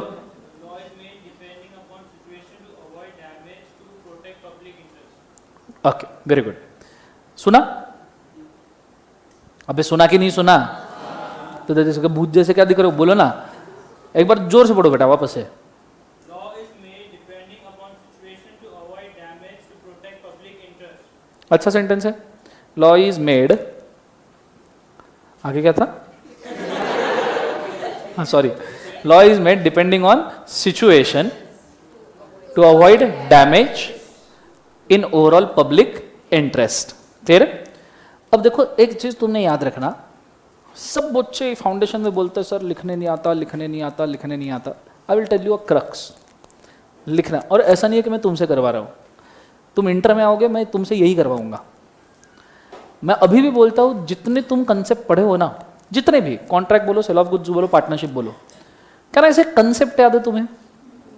फाउंडेशन का बच्चा लिख नहीं पाता इसलिए क्योंकि एक ही तकलीफ होती है कि जो कंसेप्ट दिमाग में होता है उसका सेंटेंस कंस्ट्रक्शन नहीं होता। प्रॉब्लम ये नहीं है कंसेप्ट नहीं पता। अगर फाउंडेशन में तुम डेली पढ़ रहे हो, क्लास ठीक से कर रहे हो, तो 80% 70% कंसेप्ट याद रहेंगे। चलो 70%। प्रॉब्लम ये है कि जो कंसेप्ट है वो याद है हमारी लैंग्वेज में, मराठी या हिंदी में, उसको इंग्लिश में सेंटेंस फ्रेम करके पुट नहीं करते आता। This is the basic case. ठीक है, तो अपन इसके ऊपर वर्क करेंगे। जितने भी मेरे पास 5 6 7 8 जितने भी लेक्चर्स है, और ज्यादा लगे 2 3 ले लेंगे, लेकिन अपन इसी के ऊपर वर्क करेंगे। 2 तरीकों से ये किया जा सकता है। एक तो जो लिखा है उसको रटो और लिखो, नहीं तो खुद के अंदर इनबिल्ट एक ऐसा सॉल्यूशन पैदा कर दो कि नेक्स्ट टाइम से कुछ भी मैं हिंदी या मराठी में पढ़ूं तो मैं उसको इंग्लिश में लिख पाऊं। I am rather of a permanent nature. एक बार अंदर ही तुम ऐसा कोई सिचुएशन क्रिएट कर दो कि भाई तुम कुछ भी पढ़ो उसको इंग्लिश में लिख सकते हो, फिर तुमको लिखना कभी तकलीफदायक नहीं रहेगा। रटने से लिखना इट इज सिंपल, अभी याद भी आ जाएगा, अभी लिख भी दोगे, but when you open it at the time of exam, क्या लिखा था यार, वापस रटना पड़ेगा। तो एक इनबिल्ट पावर ले लो ना कि भाई मैं कुछ भी पढ़ूंगा, मैं मेरे सेंटेंस में उसको इंग्लिश में लिख सकता हूं। इतना कॉन्फिडेंस तुमने बूस्टअप कर लिया, तुम्हारे लिखने का प्रॉब्लम सॉल्व, पूरा फिनिश, रखना ही नहीं इसको। तो इसके लिए करना क्या पड़ेगा, मैं तुमको अभी यहां पे आऊंगा ना, मैं हर रोज हिंदी में ही पढ़ाएगा, तुमको आंसर भी हिंदी में ही बोलेगा, उसको कंस्ट्रक्ट करने का काम तुम्हारा है। मैं कर सकता है, मेरे को करने के लिए 2 मिनट लगेंगे, तुमको लिखने के लिए हो सकता है खुद से लिखने के लिए 4 मिनट लगेंगे, लेकिन I am ready to invest extra 2 minutes here. वो इसलिए क्योंकि इनबिल्ट कंस्ट्रक्शन आ जाए। मैं 2 मिनट में डिक्टेट करूंगा, तुम 2 मिनट में लिख लोगे, 2 मिनट में भूल भी जाओगे। लेकिन अगर मैं तुमको 4 मिनट दूंगा, तुम खुद लिखोगे और खुद कंस्ट्रक्ट करोगे, तो लाइफ टाइम के लिए कुछ तो भी विरासत मिल जाएगी, नहीं मेरे को लिखना आता है। और मैं तुमको फ्रैंकली बोल रहा हूं, 70% कंटेंट का किसी को कोई तकलीफ नहीं रहता। तकलीफ यहां रहता है कि जो कंटेंट याद है उसको लिखना कैसे है, कितने पॉइंट्स में। तो विल वर्क ऑन दिस। मैं तुमको कल बताऊंगा कंपनी मतलब क्या, तो कंपनी में 9 कैरेक्टर है, तो मैं तुमको हिंदी में समझाएगा ये 9 कैरेक्टर है, मैं तुमको बोलेगा लिखो। सर पर हमने गलती कर दी तो बहुत अच्छी बात है, हाउ ऑसम कि तुम यही गलती कर रहे हो, इजंट इट गुड, तुम यही गलती कर रहे हो, वहां नहीं कर रहे, करो ना। बुक किसी और की उधार लाई है, तुम्हारी है, खरीद के लाई है। पेन किसी और का उधार है, गलती करनी है, मस्त करने का गलती, ईमानदारी से सर मैं गलती करेगा, हाँ फुल स्टॉप, ठीक है। फिर मैं बोलेगा ये ऐसा ऐसा लिखना चाहिए था, फिर तुम देखोगे सर ने जो बोला और मैंने जो लिखा तो मैच ही नहीं कर रहा। ऐसा तुमको लगेगा कि सर जो बोले और मैंने जो लिखा मैच नहीं कर रहा, ऐसा मस्त कलर का पेन उठाने का, काट देने का और फिर से लिखने का। क्योंकि पढ़ने का और लिखने का तरीका यही हो सकता है। मैं डिक्टेट करके लिखवाने के लिए मेरे 2 लेक्चर कम हो जाएंगे, मेरे को कोई तकलीफ नहीं है, आई विल बी हैप्पी। 2 दिन जल्दी फ्री हो जाऊंगा। फ्री करना है मेरे को, इच्छा हुई तो कर दो, आई वोंट माइंड। इच्छा है फ्री करने की, उधर मैडम, दोनों मैडम फ्री करना है। सर किसकी बात चल रही है, क्या what you are talking about sir? So मेरे को फ्री करने की इच्छा है, 1-2 लेक्चर ज्यादा लग गए चल जाएगा, तो अपन यही करेंगे। मैं तुमको हिंदी में पढ़ाएगा, तुम इंग्लिश में लिखोगे। आज से तुम्हारा काम ट्रांसलेशन, ठीक है सर? पर वर कुछ नहीं, टीचर कौन है? तो मैं जो बोलेगा करने का। Rule number 1 always listen to teacher. Rule number 2 always follow rule number 1। Concept समझ में आया सबको? हाँ है ना? जोर से बोलो एक बार, सुनो। आइडिया पक्का क्लियर है दिमाग में? तो लिख लिया कंपनी का, सॉरी लॉ का, कि लॉ ये ऐसी चीज है जो सिचुएशन के ऊपर डिमांड करती है, डैमेजेस अवॉइड करते हैं, पब्लिक इंटरेस्ट में होना चाहिए। ठीक है, सेंटेंस कुछ ऐसा आना चाहिए, एग्जैक्टली मेरा उनका रिप्लिका नहीं आएगा, बट नियर टू भी तुम्हारा सेंटेंस ऐसा आया, it is more than enough. Law is made to avoid, sorry, law is made based on situation to avoid the damages in a public interest. Exactly ऐसा नहीं आया ना, आई डोंट माइंड, और ऐसा आएगा भी नहीं। और क्या गारंटी तुम एग्जैक्टली अभी ऐसा लिख लोगे, बाद में वैसा नहीं लिखोगे? डिफरेंट ही होगा ना हर बार। अभी मैंने ये सेंटेंस बोला, मैं सेम बोलता हूं, कल सेंटेंस वापस से आके मैं बोलूंगा ना इसको लिखो, तुम अलग तरीके से लिखोगे। जब तक कंटेंट जो सेंटेंस में से निकल रहा है वो 100% क्लियर है, लैंग्वेज मायने नहीं रखता।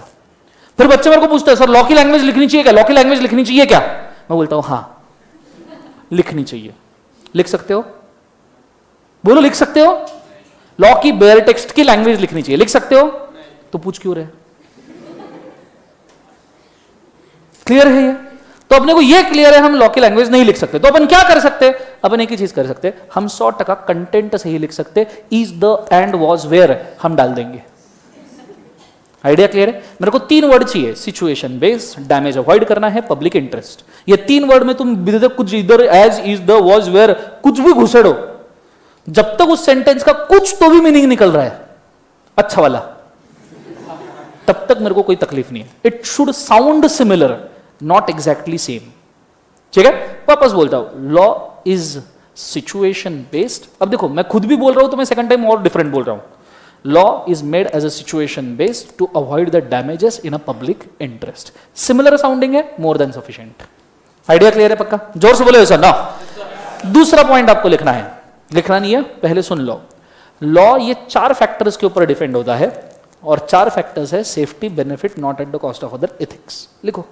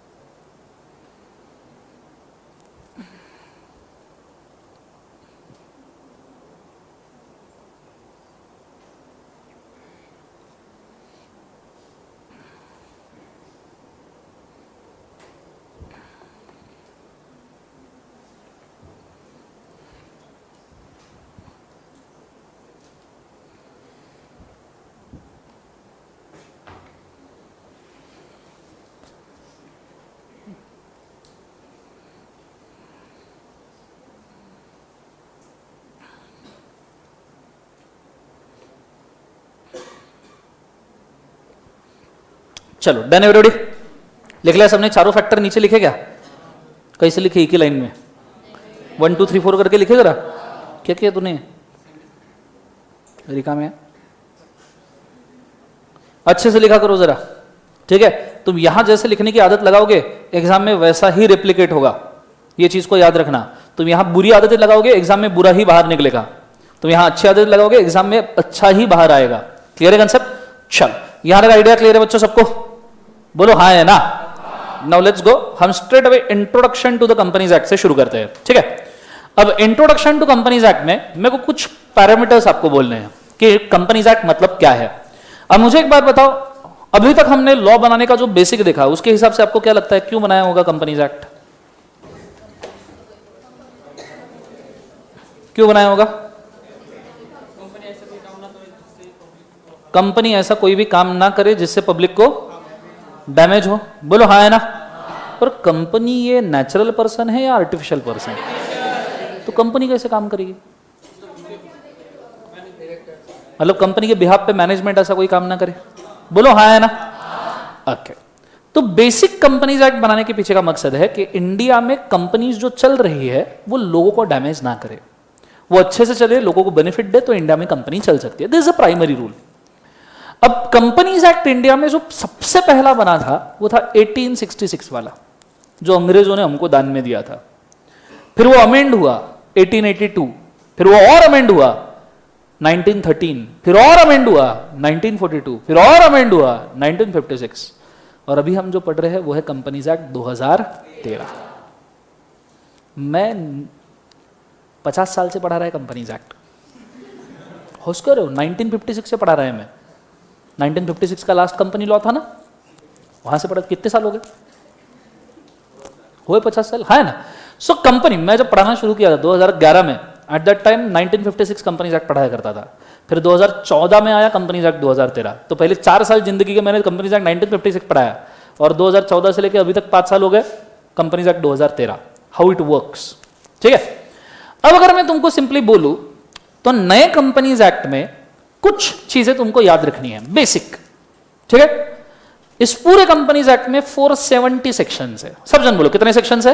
470। ये 470 सेक्शन 29 चैप्टर्स में डिवाइडेड है। कितने चैप्टर्स? 29। जोर से बोलो कितने चैप्टर्स? 29।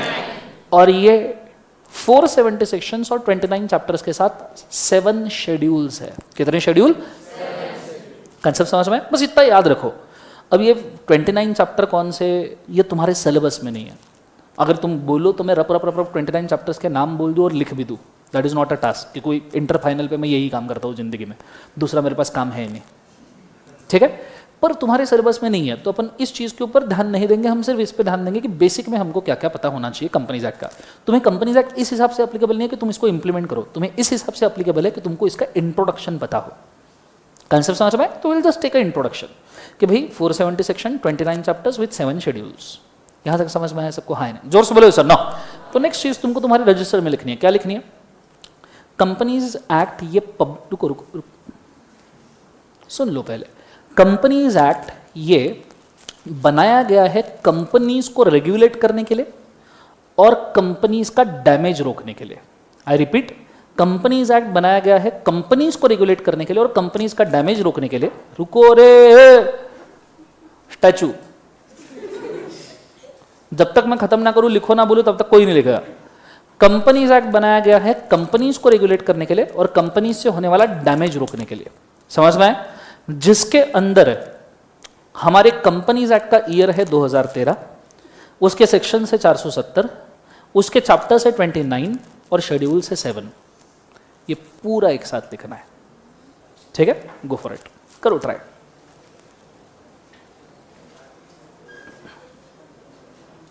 सर पहला सेंटेंस भूल गए सर। करो, याद करो। इतना सा भी याद नहीं होगा, 15 मिनट भी याद नहीं होगा तो अपना कंपटीशन गजनी से है फिर। ऑब्वियसली बात।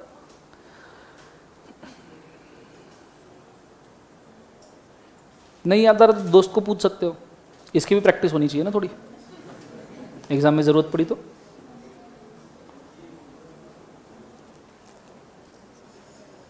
दोस्त को पूछ सकते हो, मतलब जिसको याद है उसको पूछना। दोनों एक दूसरे के चेहरे की तरफ देख रहे थे, क्या बोला था रे?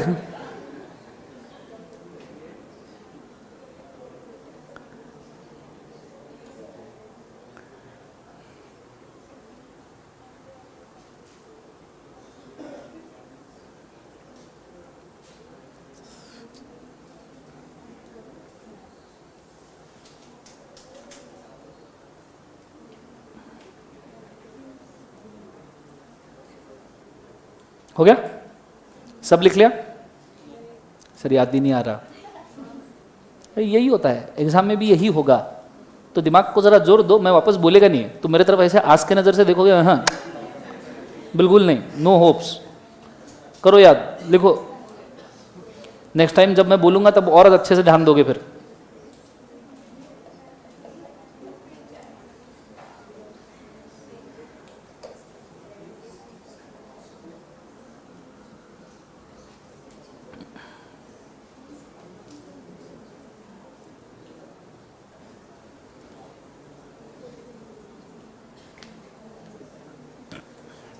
लिख लिया सबने? सबका हो गया? कितने लोगों का हो गया? हाथ रेस करो जरा। बाकी लोग क्या कर रहे हैं?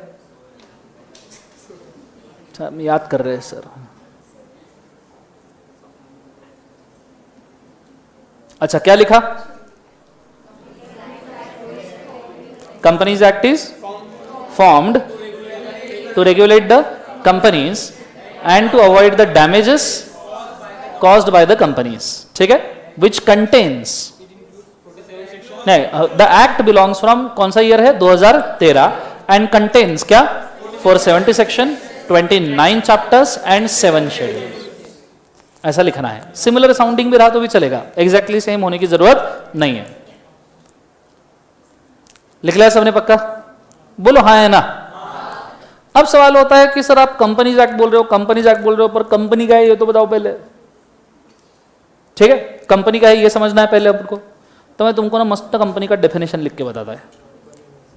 डेफिनेशन पढ़े कभी? डेफिनेशन कॉन्ट्रैक्ट में डेफिनेशन थे ना, contract section 2A, offer, B acceptance, C promise और promisee, D consideration, E agreement, F नहीं है, G इलीगल, H कॉन्ट्रैक्ट, याद है क्या? I वायडेबल, याद आया क्या? सर नहीं आया सर, बट ठीक है सर। आओ, कंपनीज एक्ट के जितने भी सेक्शन बोलूंगा ना याद रखने के। हम देख रहे डेफिनेशन, और डेफिनेशन नॉर्मली होती है सेक्शन नंबर कहां बोले एक बार से 2। ठीक है, वैसे डेफिनेशन क्यों बनाए जाते? किस खुशी में? एक्सप्लेन करने के लिए। क्या एक्सप्लेन करने के लिए? क्या एक्सप्लेन करने के लिए? पर्टिकुलर वर्ड को। मतलब हमें डेफिनेशन से मीनिंग समझ में आता है। मतलब हमको एक एक्सपेक्टेशन ये है कि हम डेफिनेशन पढ़ेंगे तो हमको समझ में आएगा कि ये वर्ड का मतलब क्या है। बराबर है? बराबर है पक्का? Are you sure? बोलो ऐसा ना। तो कंपनी का डेफिनेशन है 2 सबसेक्शन नंबर 20 में, जो डेफिनेशन है कंपनी मीन्स अ कंपनी। ये मैंने नहीं लिखा, ये बेयर एक्ट में लिखा हुआ है। सर कुछ भी फालतूगिरी करोगे ना, हमको बोलोगे बेयर एक्ट में लिखा है तो हम क्यों माने? चलो मैं गलत। ये इधर 220 में डेफिनेशन दिया है, कंपनी मीन्स अ कंपनी। ये ड्राफ्टिंग नहीं है, ये नशे है। और ये सस्ते भी है, ये सस्ते नशे है। या it is company means a company. हमने डेफिनेशन इसलिए पढ़ा कि हमको मीनिंग समझ में आए। मीनिंग यार तेल ले नहीं, यहां कंफ्यूजन बन रहे अलग अलग। Company means a company, company का ही डेफिनेशन पढ़ रहे, कंपनी का ही मीनिंग ढूंढ रहे, उसमें वर्ड क्या है? पहली फुर्सत में मारने की इच्छा हो गई थी मेरे को इसको। अब कोई बात नहीं, मैं बोला आगे तो कुछ अच्छा लिखा होगा। बोले company means a company registered under, हाँ उन्होंने वही लिखा था, अंडर कंपनीज एक्ट। और कंपनीज एक्ट के बाद में उन्होंने क्या लिखा? 2013 कि company means a company which is registered under companies act 2013। तो partnership means a partnership registered under partnership act 1932। And sale of goods means sale of goods which is under the Sale of Goods Act 1930. Contract means a contract under the Contract Act. ऐसा तो हर case में कर सकते हैं ना। What is terrorism? Terrorism means a terrorism under Prevention of Terrorism Act 2002. Totally hopeless, उसमें भी गलती। अंडर कंपनीज एक्ट 2013 बोले, मतलब जो कंपनी 2013 एक्ट में बनी सिर्फ वही कंपनी है। जो 1956 में बनी उसका क्या? और जो उसके पहले बनी 1866 से, उसका क्या? वो कंपनी नहीं है। नहीं बोले वो भी है ना। तो बोले इधर कहाँ लिखा है? अरे सॉरी, हाँ ऐसा नहीं बोले, रजिस्टर्ड अंडर दिस लॉ और एनी प्रीवियस कंपनी लॉ। मैं बोला वाह शानदार। ये नशे, सिर्फ नशे नहीं, अब ये कॉकटेल हो चुका है। समझ में आ रहा है सबको? हाँ है ना। तो एक डेफिनेशन पढ़ो, क्या है? Company means a company registered under this law और any of the previous companies act. कतई हलकट डेफिनेशन। कंसेप्ट समझ में आ रहा है सबको? अब इनको पूछा प्रीवियस कंपनी लॉ मतलब कौन से? तो बोले 1866, 1882, 1913, 1942 लव स्टोरी, 1956 और अभी का लॉ कौन सा? बोले 2013। इतने सालों से जो कंपनी बनाए गए इन लॉज के अंदर वो सब कंपनी मानी जाएगी। बोला ठीक है, कोई दिक्कत नहीं। बोला टाटा सन्स कंपनी बनाई थी जमशेदजी टाटा ने 1882 कंपनीज एक्ट में। ठीक है, 1882 में जमशेदजी टाटा ने टाटा सन्स कंपनी बनाई थी। मुझे बताओ आज के डेट में क्या ये कंपनी है? जोर से बोलो, क्या इसको कंपनी मानूं? पर ये पूरे डेफिनेशन से सिर्फ टाइम वेस्ट होता है, बाकी कुछ नहीं। It is of no use, totally hopeless, हलकट डेफिनेशन। मेरे को इससे कुछ समझ में नहीं आया। मेरे को ये भी समझ में नहीं आया कि कंपनी है क्या। जिसको समझ में आया वो खुद कंफ्यूज हो जावे। ठीक है, तो अब कंपनी समझने के लिए आगे क्या करें? तो अलग अलग बाबा लोग इकट्ठा जमा हुए, मार्शल बाबा, जेम्स बाबा, जस्टिस मार्शल, जस्टिस जेम्स, बाबा लोग जमा हुए और इन्होंने एक विचार मंथन किया। तो बोले कंपनी किसको कंपनी बोले? तो ये लोग बोल पड़े कुछ ऐसी 3-4 चीजें, ऐसी चीजें जिसको हम कह सकते हैं कंपनी के कैरेक्टर, जिस पर से हमको समझ में आ सकता है कंपनी क्या है। ठीक है, सो हम देख रहे हैं कंपनी के character. What do you mean by companies character? Character मतलब, कैरेक्टर्स मतलब फीचर्स मत बोलना। व्हाट डिफरेंस है कैरेक्टर? अच्छा, what is difference between character and feature?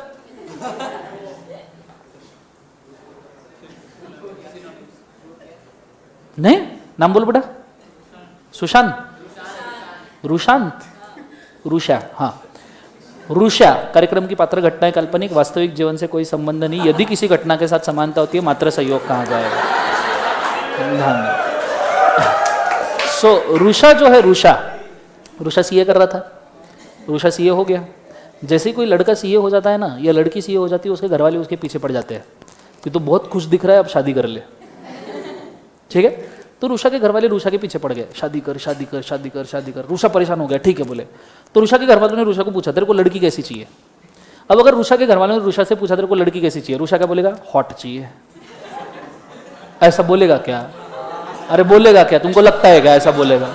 हाँ ना, ऐसा मन में बोलेगा रे। ठीक है, तो रुषा क्या बोलेगा? पेरेंट्स ने पूछा तो रुषा क्या बोलेगा? लड़की कैसी चाहिए? रुषा बोलेगा सुंदर चाहिए, सुशील चाहिए, सुसज्जन चाहिए, सुसंस्कृत चाहिए, मतलब ऑल गुड थिंग्स। क्लियर है कंसेप्ट सबको? हाँ है ना? तो रुषा ने जो डेफिनेशन बोली, सुंदर, सुशील, सुसज्जन, सुसंस्कृत, एक्सेट्रा एक्सेट्रा एक्सेट्रा, ये मंदिर वाली डेफिनेशन हुई। ठीक है, आइडियलिस्टिकली कि भाई उसको लड़की कैसी चाहिए, आइडियलिस्टिक डेफिनेशन ऑफ लड़की। क्लियर है? ये रुषा ने बोला, मंदिर वाली डेफिनेशन। इसी रुषा को तुम एफसी रोड पे छोड़ो, उसके साथ उसका दोस्त नम्या, दोनों घूम रहे थे। रुषा को लड़की दिखी, रुषा नम्या बोले अबे तेरे को याद है तूने सुंदर, सुसज्जन, सुसंस्कृत, सुशील बोला था? नहीं चाहिए, ये चाहिए। Understand the difference. जो मंदिर वाली डेफिनेशन है that is a idealistic definition. When you expect something idealistic that is called character. An idealistic explanation of a thing is a character. Idealistic explanation is a character. But जो actual में है that is not a character, that is a feature. जो रुषा ने FC road की definition बोली that is a feature. But जो मंदिर वाली डेफिनेशन बोली that is a character. ठीक है? पेन कैसा होना चाहिए? पेन अच्छा ग्रिप होना चाहिए, अच्छे से लिखना चाहिए, लंबे समय तक चलना चाहिए, एक्सेट्रा। समझ में आ रहा है सबको? हाँ है ना? बुक कैसे होनी चाहिए? सफेद होनी चाहिए, उसके ऊपर लिखा लाइंस होनी चाहिए। ठीक है, बाइंडेड होनी चाहिए, ठीक से यूज करते आनी चाहिए, फेंक के मारते आनी चाहिए। ठीक है, सो आइडियलिस्टिक डेफिनेशन, लड़का कैसा होना चाहिए? सुंदर, सुसंस्कृत, एक्सेट्रा। तो जो तुम आइडियलिस्टिक डेफिनेशन बोलते हो दैट इज कैरेक्टर, बट जो एक्चुअल सिचुएशन होता है दैट इज अ फीचर। मैं पूछ रहा हूं कंपनी के कैरेक्टर्स, कंपनी के कैरेक्टर मतलब idealistic explanation of what is a company. ये इन बाबा लोगों ने विचार मंथन करके डिसाइड किया कि what is idealistic explanation for the concept of the character of the company. तो इन्होंने कितने कैरेक्टर ढूंढ के निकाले? कितने ऐसे कितने कैरेक्टर है जो इन्होंने ढूंढ के निकाले? देख ही लेते जरा एक बार, आ जाओ। इन्होंने 4 कैरेक्टर्स ढूंढ के निकाले। Separate legal entity, perpetual succession, limited liability, artificial judicial person. ये 4 कैरेक्टर ढूंढे। एक मिनट होल्ड हो। नहीं, उन्होंने फीचर लिखा होगा, आई नो दैट, इसलिए मैंने तुमको पहले ही डिफरेंस बोल दिया कि फीचर अलग, कैरेक्टर अलग। फीचर ये रियलिस्टिक एक्सप्लेनेशन होता है, कैरेक्टर ये आइडियलिस्टिक एक्सप्लेनेशन होता है। और यहां पे हेडिंग है, इसलिए मैंने तुमको पहले डिफरेंशिएशन बोल दिया कि इन्होंने कैरेक्टर 4 लिखे हैं, भले उन्होंने फीचर हेडिंग दिया हो, पर ये फाउंडेशन के मॉड्यूल में स्ट्रेट अवे अपशूट में बोल रहा हूं, ये गलत प्रिंट हुआ है। क्योंकि जब तुम इंटर लेवल पे आओगे तो यही 4 चीजें और 5 चीजों में ऐड हो जाती है और टोटल कैरेक्टर्स कंपनी के 9 बनाए जाते हैं। कंसेप्ट समझ में आ रहा है सबको? हाँ ना? So even they are calling as a feature, ignore the same, these are called as characters of the company. Idealistic expression की कंपनी क्या है? कंसेप्ट समझ में आ रहा है सबको? हाँ ना? जोर से बोलो सर। नो, इस चीज के ऊपर फाइनल इंटर लेवल पे डिफरेंशिएशन भी किया जाता है कि भैया सत्यम का आइडियलिस्टिक एक्सप्लेनेशन ऐसा होना चाहिए कि सत्यम अच्छे चलनी चाहिए, सत्यम में प्रॉफिट करना चाहिए, एक्सेट्रा एक्सेट्रा। ये कैरेक्टर हुए, सत्यम ने फ्रॉड किया, ये सत्यम का फीचर हुआ। कंसेप्ट समझ में आया सबको? हाँ ना? तो इन्होंने लिखा है don't go with that, as simple as that. नहीं सर एग्जाम में पूछा तो क्या लिखेंगे? हाँ, एग्जाम में ही पूछा, मार्क ही चाहिए तो ये 4 लिख के आ जाओ। फीचर उन्होंने पूछा कंपनी के फीचर कौन से, लिख के आओ बिंदास 4 फीचर। पर तुम्हें इनबिल्ट खुद को ये पता होना चाहिए कि भैया कैरेक्टर अलग होता है, फीचर अलग होता है। कंसेप्ट समझ में आ रहा है सबको? हाँ ना? जोर से बोले सर ना। अब कौन से 4 है? पहला कौन सा? सेपरेट लीगल एंटिटी, दूसरा परपेचुअल सक्सेशन, तीसरा लिमिटेड लायबिलिटी, चौथा common artificial judicial person. Concept समझ में आ रहा है सबको? हाँ ना? जोर से बोले सर नो। एक्चुअली ये 4 नहीं है, ये 9 है। ठीक है, मार्क माय वर्ड्स, ये 9 है। यहां पे इन्होंने सिर्फ 4 दिए हैं, पर अपने को 9 समझना जरूरी है। कौन से 9 कैरेक्टर्स? एक मिनट होल्ड, लाइन गई है तो मेरे को पहले थोड़ा असेस करने दो, नहीं तो लेक्चर पहले ही गुज जाएगा।